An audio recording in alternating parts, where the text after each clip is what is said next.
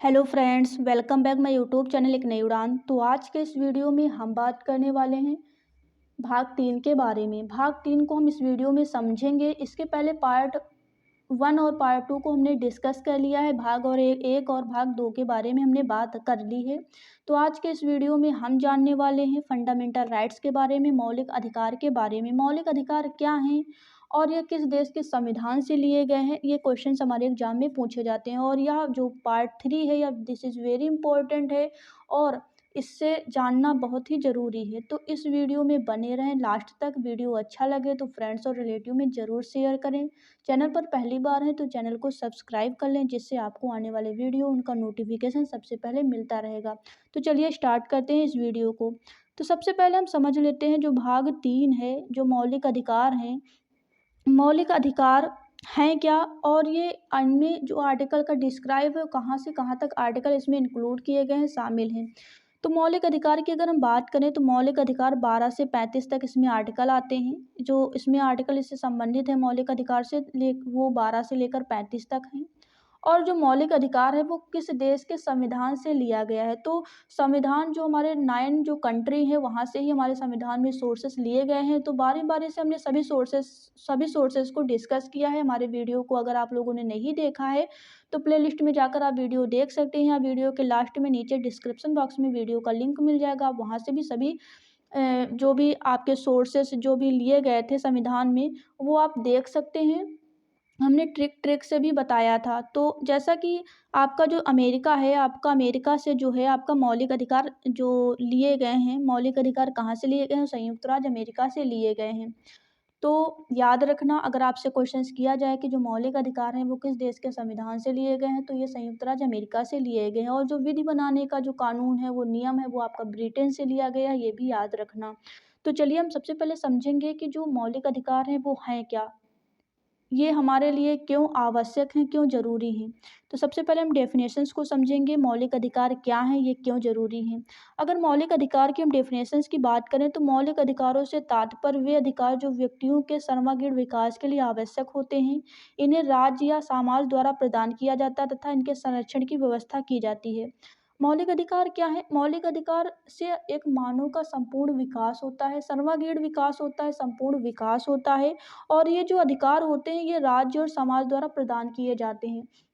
क्या होता है, एक एग्जाम्पल के माध्यम से समझ सकते हैं। जैसे कि एक कैदी होता है, उसको अगर जेल में डाला जाता है तो उससे सारी आज़ादी छीन ली जाती है। उसको ना घूमने फिरने की स्वतंत्रता होती है, ना बोलने की स्वतंत्रता होती है। तो क्या होता है, उसके मौलिक अधिकार उससे क्या कर लिए जाते हैं, छीन लिए जाते हैं। और मौलिक अधिकार एक मानव का जो संपूर्ण विकास होता है वो मौलिक अधिकार से ही होता है। जैसे कि हमें घूमने फिरने की आज़ादी होती है, हमें बातचीत करने की आज़ादी होती है। तो ये सब आज़ादी ही हमारा एक मौलिक अधिकार है। एक तो हमें कोई हस्तक्षेप नहीं कर सकता है, हमें कोई बोलने के लिए रोक नहीं सकता है। तो ये सारी चीज़ें जो हैं हमारे फंडामेंटल राइट्स के ही अकॉर्डिंग आती हैं। तो ये इसीलिए जो हमारा पार्ट 3 है दिस इज़ वेरी इंपॉर्टेंट है। तो याद रखना, पार्ट 3 हमारा बहुत ही ज़्यादा इंपॉर्टेंट है। ये इससे जो है हमारे जीवन जीने की जो स्वतंत्रता मिलती है वो हमारे भाग 3 से ही मिलती है। तो अगर हम भाग 3 की बात करें तो डेफिनेशन समझ में आई होगी कि जो भी मौलिक अधिकार हैं इससे यह तात्पर्य है कि जो मानव का जो संपूर्ण विकास होता है वो उसमें हमें क्या होता है, जीवन जीने की जो स्वतंत्रता मिलती है। और जो राज्य होते हैं, समाज होते हैं, वो हमें ये अधिकार प्रदान करते हैं, स्वेच्छा से प्रदान करते हैं। और उसमें एक सुरक्षा यानी संरक्षण भी मिलता है, संरक्षण की व्यवस्था यानी कि इसकी सुरक्षा भी प्रदान की जाती है। नेक्स्ट है आपका जो आपका मौलिक अधिकार है, यह आपका संयुक्त राष्ट्र संघ द्वारा 10 दिसंबर 1948 को वैश्विक मानवाधिकार की घोषणा की गई। इसीलिए यह 10 दिसंबर को मानवाधिकार के दिवस के रूप में मनाया जाता है। अगर आपसे क्वेश्चन किया जाए मानवाधिकार दिवस कब मनाया जाता है, तो 10 दिसंबर को मानवाधिकार दिवस मनाया जाता है। यानी 10 दिसंबर को मानवाधिकार दिवस मनाया जाता है। कब मनाया जाता है? 10 दिसंबर को मानवाधिकार दिवस मनाया जाता है, याद रखना। तो ये तो बात कर ली हमने मौलिक अधिकार की, मौलिक अधिकार क्या हैं और मौलिक अधिकार किस देश के संविधान से ये सोर्सेस लिया गया है। तो ये 2 पॉइंट आपको अंडरस्टैंड हो गए होंगे। अब हम बात कर लेते हैं, अगर मौलिक अधिकार की बात करें तो मौलिक अधिकार कितने हैं, टाइप ऑफ फंडामेंटल राइट्स। अगर हम मौलिक अधिकार के प्रकार की बात करें तो आपके मौलिक अधिकारों के जो प्रकार हैं वो 7 प्रकार के थे। पर आपका जो संपत्ति का अधिकार है राइट्स ऑफ प्रॉपर्टी की अगर हम बात करें, जो संपत्ति का अधिकार है उसको हटा दिया गया है, डिसमिस कर दिया गया है। तो याद रखना, जो संपत्ति का अधिकार है, आपके फंडामेंटल राइट्स की जो संख्या थी वो 7 थी।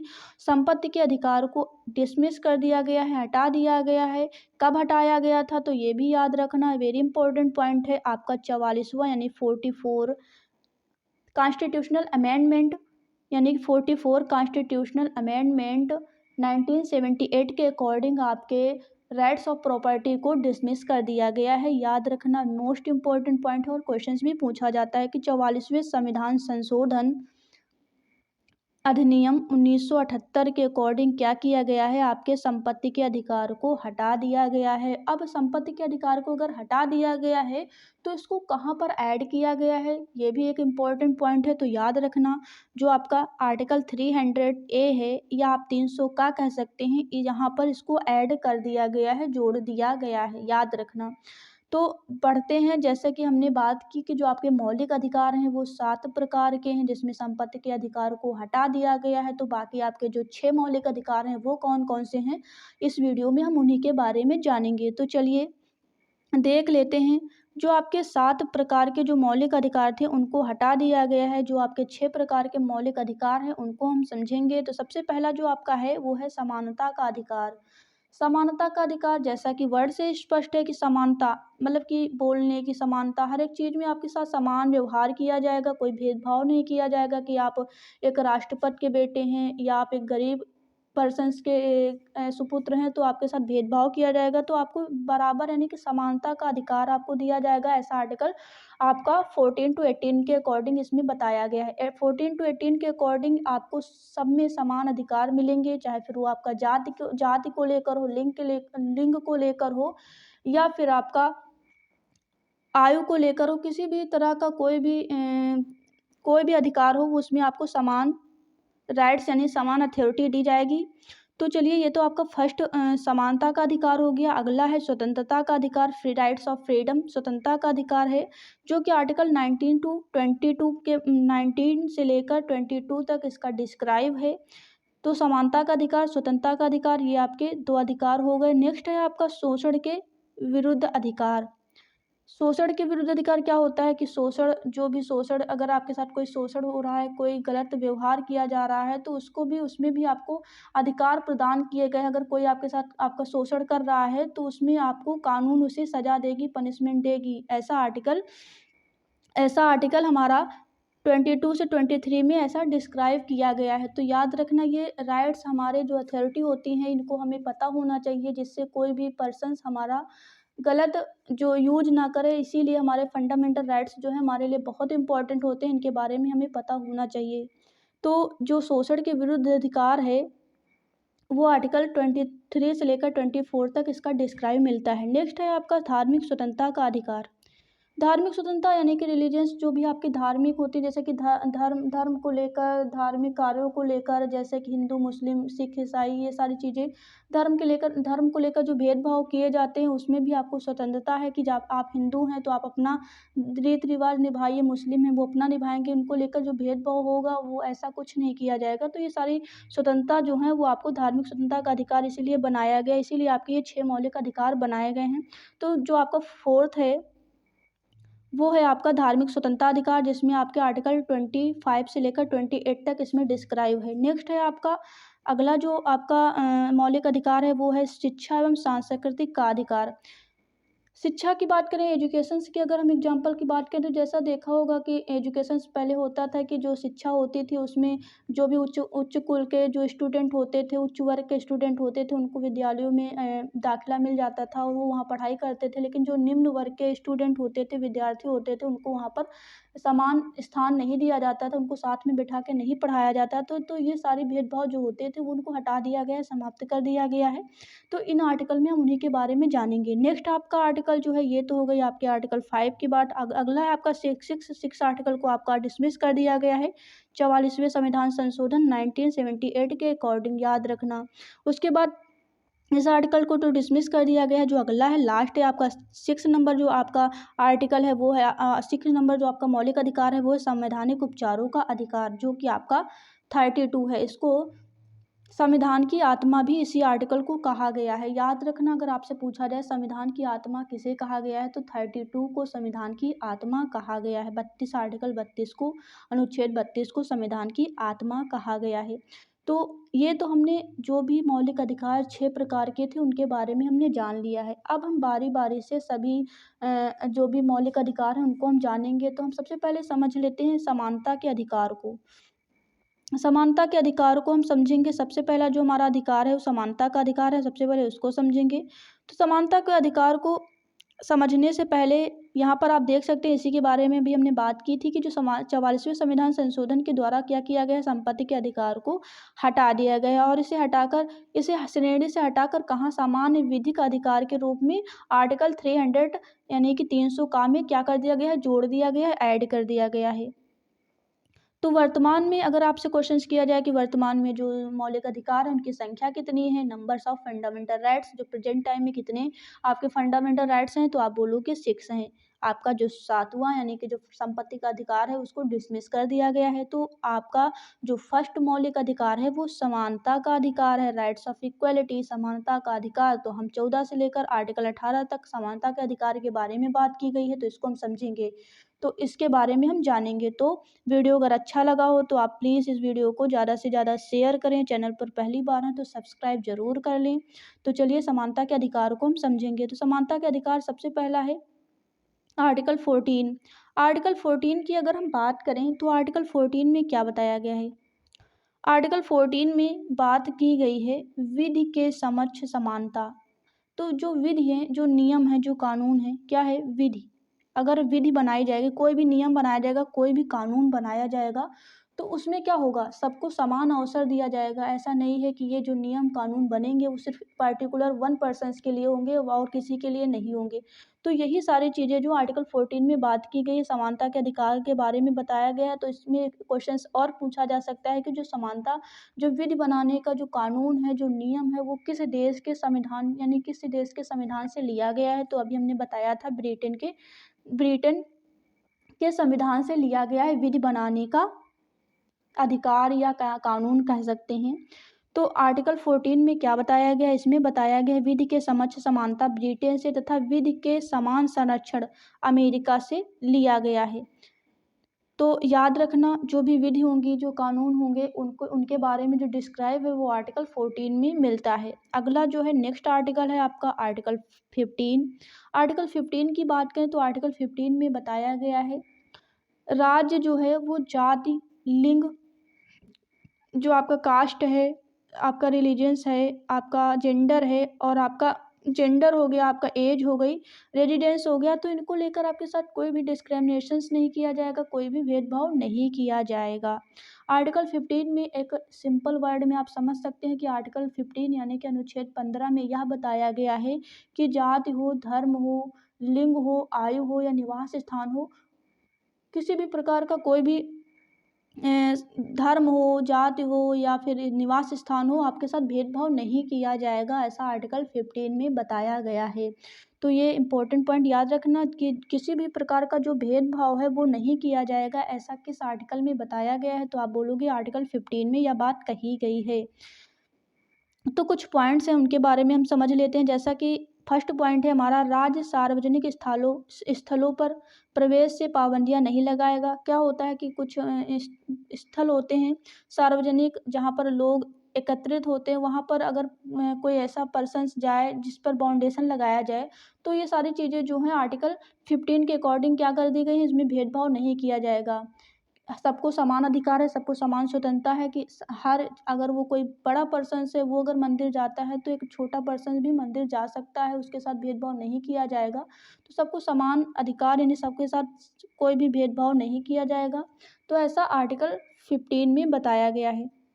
नेक्स्ट पॉइंट है कि जो महिलाएं होंगी, जो महिलाएं हैं उन और बालिकाएं हैं, उनको उपलब्ध यानी उनको सुविधाएं उपलब्ध कराई जाएंगी। क्या कराया जाएगा, उनको सुविधाएं उपलब्ध कराई जाएंगी, ऐसा आर्टिकल 15 में बताया गया है। तो ये पॉइंट थे आर्टिकल 15 के, याद रखना। आर्टिकल 15 में क्या बताया गया है, जाति, लिंग, धर्म और निवास स्थान, आयु के आधार पर किसी के साथ कोई भी भेदभाव नहीं किया जाएगा। अगर किसी के साथ कोई भेदभाव जाति को लेकर, धर्म को लेकर, लिंग को लेकर, या फिर निवास स्थान को लेकर अगर किसी के भी साथ कोई भेदभाव किया जाता है तो आप उसके लिए कानून है, और जो भी ऐसा करता है उसको सज़ा दी जाएगी। तो याद रखना, जाति, धर्म, लिंग के आधार पर किसी के साथ कोई भेदभाव नहीं किया जाएगा, ऐसा आर्टिकल 15 में बताया गया है। अगला जो आपका आर्टिकल है वो है आपका आर्टिकल 16। आर्टिकल 16 के बारे में बात कर लेते हैं। आर्टिकल 16 में क्या बताया गया है? आर्टिकल 16 में लोक नियोजन के बारे में बताया गया है। लोक नियोजन का मतलब क्या है कि जो भी आपकी नौकरियां हैं उनमें सबको समान अधिकार दिया जाएगा। ऐसा नहीं है कि जो गरीब होंगे वो नौकरी से वंचित रह जाएंगे, जो अमीर होंगे वो उनको नौकरी दी जाएगी। तो ये सारी चीज़ें जो हैं वो आपके आर्टिकल 16 के अकॉर्डिंग ही आती हैं। तो लोक नियोजन में समान अवसर मिलेगा, कि महिलाएं जो हैं उनको नौकरी नहीं दी जाएगी, क्योंकि वो महिलाएं हैं, वो घर में रह सकती हैं, खाना बना सकती हैं। तो इसीलिए आर्टिकल जो 16 है वो उसमें किसी के साथ कोई भेदभाव नहीं होगा, चाहे वो महिलाएं हों, चाहे पुरुष हों, निम्न वर्ग हो, उच्च वर्ग हो, सबको समान अवसर दिया जाएगा। अपनी अपनी जो टैलेंट होता है उसके अकॉर्डिंग आप नौकरी पा सकते हैं, आपको समान अवसर मिल सकता है, ऐसा आर्टिकल 16 में बताया गया है। अगर आपके साथ किसी भी तरह का नौकरी को लेकर किसी भी तरह का भेदभाव किया जाता है तो आप कानून है, और अगर ऐसा कोई करता है तो उसमें आपको सख्त उस पर्सन्स को सख्त सज़ा मिलेगी। तो आर्टिकल 16 में क्या बताया गया है?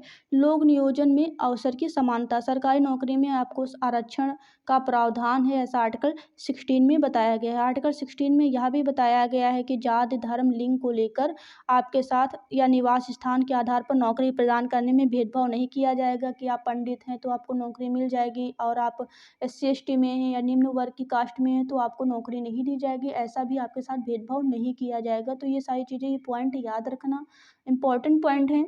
तो नेक्स्ट है आपके आगे है कि नहीं, भेदभाव नहीं करेगा, लेकिन राज्य किसी प्रांत के निवासियों को छोड़ नौकरियों में कानून बनाकर संरक्षण प्रदान कर सकता है। आपको अगर आपको ये लगे कि आपको किसी भी तरह का आपके साथ नौकरी को लेकर कोई भेदभाव हो रहा है तो आप उसकी कंप्लेंट कर सकते हैं, आपको जो कानून है वो आपकी हेल्प करेगा। तो आर्टिकल 16 में जो है वो लोक नियोजन के बारे में बात की गई है। नेक्स्ट है आपका, नेक्स्ट पॉइंट है आपका, इस आर्टिकल 16 के अंतर्गत जो है राज्य पिछड़े वर्ग के नागरिकों को विशेष संरक्षण प्रदान कर सकता है। क्या होता है, जो निम्न वर्ग के होते हैं लोग, उनको क्या होता है, संरक्षण प्रदान करती है। जैसा कि आपने देखा होगा कि जनरल हो गया, OBC हो गया, SC ST हो गया, तो इनको जैसे कि अगर OBC वालों की जो मेरिट है या फिर जनरल की मेरिट है अगर 19 मार्क्स की है तो जो SC ST होगी उनको उनसे कम ही नंबर की आरक्षण मिलता है। तो ये सारी चीज़ें जो आर्टिकल 16 के अकॉर्डिंग आती हैं। आर्टिकल 16 में क्या हुआ है, जो निम्न वर्ग के होते हैं, जो भी SC ST वाले होते हैं उनको आरक्षण दिया जाता है। नेक्स्ट आपका जो आर्टिकल 17 है उसमें क्या बात की गई है? आर्टिकल 17 में बताया गया है अनटचेबिलिटी के बारे में, यानी कि छुआछूत के बारे में। क्या है छुआछूत की अगर हम एग्जाम्पल की बात करें तो जैसा देखा होगा, अगर हम गाँव की बात करें तो गाँव में ऐसा होता है कि जो नीची कास्ट के लोग होते हैं और जो उच्च कास्ट के लोग होते हैं उनको अपने बर्तन में पानी पीने के लिए नहीं दिया जाता है, कि ये नीची कास्ट का है, ये बर्तन में इस बर्तन में पानी दोगे तो वो बर्तन वहाँ पर उसमें शामिल नहीं किया जाता, अलग रख दिया जाता है, ऐसा होता है गाँव घर में। तो यही एक एग्जाम्पल है छुआछूत का। और भी अदर्स, जैसा कि कोविड आया, कोविड में आप देख सकते हैं मास्क वगैरह जो भी, अगर किसी पर्सन्स को कोविड हो जाता है तो लोग उससे डिस्टेंस बना लेते हैं कि इसको मत छुओ, इसके कोविड है। तो ये सारे एग्जाम्पल हैं आपके अस्पृश्यता छुआछूत के। तो समझ गए होंगे कि आर्टिकल जो 17 है वो छुआछूत के बारे में डिस्क्राइब करता है। अगर छुआछूत को लेकर कोई भेदभाव किसी के साथ किया जाएगा, ये तो कोविड की बात है, तो कोविड सबके लिए ज़रूरी है, सेफ्टी बहुत ज़रूरी है। लेकिन जो छुआछूत है, जैसा किसी भी पर्सन्स को आप टॉर्चर करते हैं, कि आप जैसे कि क्या होता है, गरीब लोग होते हैं अक्सर उनको टॉर्चर किया जाता है कि आप गरीब हो, अगर कुछ गलत कर देते हैं या उनके साथ भेदभाव किया जाता है छुआछूत को लेकर, या फिर आप कपड़े अगर कोई छू लेता है, ये सारी चीज़ें अक्सर होती हैं, तो उनको लेकर जो भेदभाव किया जाता है, तो अगर ऐसा किया जाएगा तो उनको सज़ा दी जाएगी आर्टिकल 17 के अकॉर्डिंग। आर्टिकल 17 में जो है छुआछूत को क्या कर दिया गया है, समाप्त कर दिया गया है। इसमें 19 यानी कि 1955 अधिनियम 1955 बनाकर, इसमें अगर कोई आपके साथ ऐसा करता है तो उसको अपराध दिया जाएगा, यानी कि अपराध करता है तो उसको पनिशमेंट दी जाएगी, सज़ा दी जाएगी। तो आई थिंक 17 आर्टिकल यानी कि 17 आर्टिकल समझ में आ गया होगा। 17 आर्टिकल में अस्पृश्यता छुआछूत के बारे में बात की गई है। नेक्स्ट है आपका आर्टिकल 18, अगर 18 आर्टिकल की हम बात करें, आर्टिकल 18 में क्या बताया गया है, उपाधियों के अंत के बारे में बताया गया है। अगर उपाधियों के अंत की बात करें तो डेफिनेशंस, जैसा कि अगर हम इसकी बात करें तो जैसा कि पहले समझ लेते हैं, उपाधियों का अंत किया गया राज्य, सैन्य और शैक्षिक क्षेत्र के अलावा उपाधि प्रदान नहीं करेगा। वर्तमान में समाज सेवा को जोड़ा गया। उपाधि ग्रहण करने से पूर्व नागरिक तथा विदेशी व्यक्तियों को राष्ट्रपति की अनुमति लेना आवश्यक है। तो क्या है, अगर ये तो आप डेफिनेशंस काफ़ी ज़्यादा लॉन्ग है, अगर हम सिंपल वर्ड में अगर आपको हम बताएं तो जो उपाधियों का अंत जो आर्टिकल 18 में बताया गया है वो ये बताया गया है कि अगर आपको किसी भी कंट्री से अगर कोई उपाधि मिलती है, कोई अवार्ड दिया जाता है, तो वो बिना राष्ट्रपति के परमिशंस के वो आपका मान्य नहीं होगा। राष्ट्रपति अगर आपको अनुमति देता है तो ही आप किसी भी देश से आप उपाधि ले सकते हैं। अगर उसमें राष्ट्रपति की अनुमति नहीं है तो आप वो आपकी जो उपाधि होगी वो मान्य नहीं होगी, वो आप नहीं ले सकते हैं, ऐसा आर्टिकल 18 में बताया गया है। तो ये आर्टिकल 18 था। तो समानता का अधिकार में आपका 14 से लेकर 18 तक आपके आर्टिकल आते हैं। आई होप आपको ये आर्टिकल समझ में आ गए होंगे। अगर फिर भी कोई डाउट है, अगर आपको अंडरस्टैंड नहीं हुआ हो तो आप हमें कमेंट बॉक्स में कमेंट करके ज़रूर बताएं। वीडियो अच्छा लगा हो तो वीडियो को फ्रेंड्स और रिलेटिव में ज़रूर शेयर करें। नेक्स्ट आपका जो है वो है स्वतंत्रता का अधिकार, जो कि आपका 19 से लेकर 22 तक है। तो इसके बारे में हम नेक्स्ट पार्ट में डिस्कस करेंगे। आज के वीडियो में इतना ही। आई होप आपको समझ में आ गया होगा। अगर फिर भी कोई डाउट है तो आप कमेंट में ज़रूर बताएं। तो इस वीडियो को आप लोग ज़्यादा से ज़्यादा शेयर करें और चैनल को सपोर्ट ज़रूर करें। जैसे पहले सपोर्ट किया उसी तरह आगे भी सपोर्ट करते रहें और वीडियो को ज़्यादा से ज़्यादा शेयर करें। तो फिर मिलते हैं हम नेक्स्ट पार्ट में। तब तक के लिए thanks for watching this video.